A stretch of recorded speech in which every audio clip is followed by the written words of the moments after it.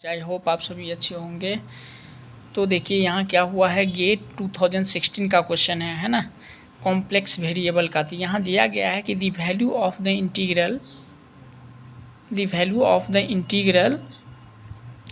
1/2j 2πj है ना, close integral e⁻z by z minus 2 dz है ना, along a closed contour C in anti-clockwise direction 4 है ना, एंटी क्लॉकवाइज डायरेक्शन। ये तो क्लॉकवाइज हुआ, ये एंटी क्लॉकवाइज के डायरेक्शन में ही कंटूर होता है, ठीक है ना। तो यहाँ clockwise direction 4 z0 is equal to 2 inside the contour C।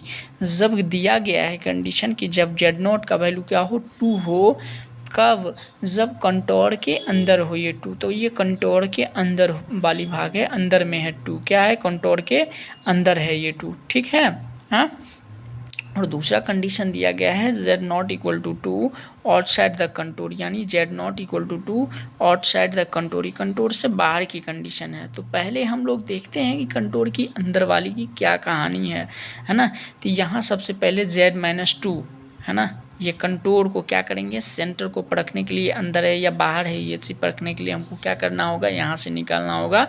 तो z-2 इक्वल टू 0 हो गया, z इक्वल टू 2 हो गया, राइट है ना। यहाँ क्या हो गया कि कंटूर से कहाँ से कैसे हम पता करेंगे कि ये अंदर है या बाहर है, या क्या 2 आ रहा है कि नहीं वाकई में, कि नहीं आ रहा है, क्योंकि ये कंडीशन तो 2 पे दिया गया है।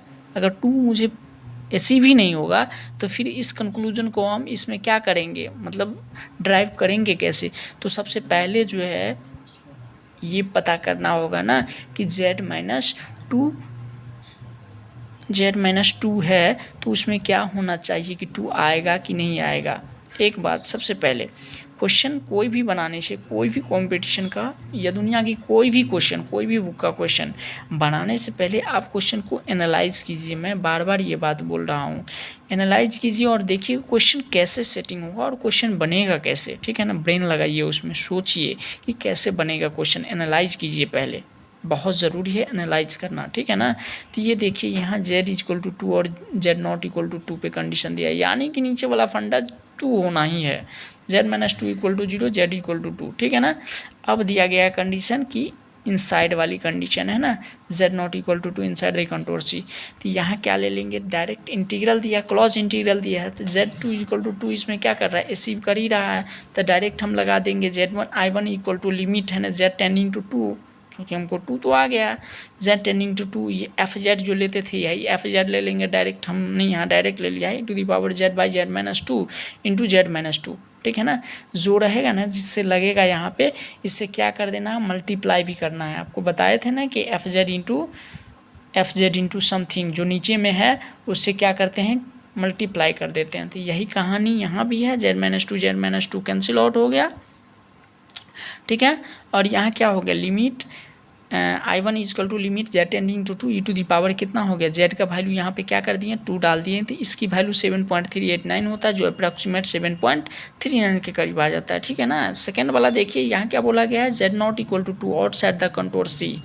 तो आउटसाइड है, कंटूर की क्या है, आउटसाइड है, बाहर है ना। तो फिक्स है, जब बाहर की बात है, लेकिन यहाँ क्या बोला जा रहा है, z-2, तो यानी z इक्वल टू 2 है ना, अंदर की चीज़ें के बारे में बात कर रहा है।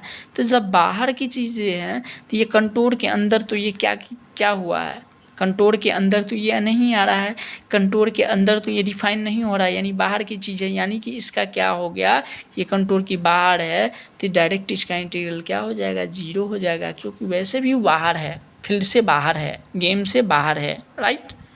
तो I2 equal to 1/2 π integral e⁻z by z minus 2 dz, ये इंटीग्रल के बाहर है 2, यानी इसका कोई माने मतलब नहीं है, तो इसका आंसर ये 0 हो जाएगा, क्या हो गया, 0 हो जाएगा। ये देखिए इतनी आसान सी क्वेश्चन गेट 2016 में पूछा गया था, कितने मार्क में, 2 मार्क में, ठीक है। Thank you.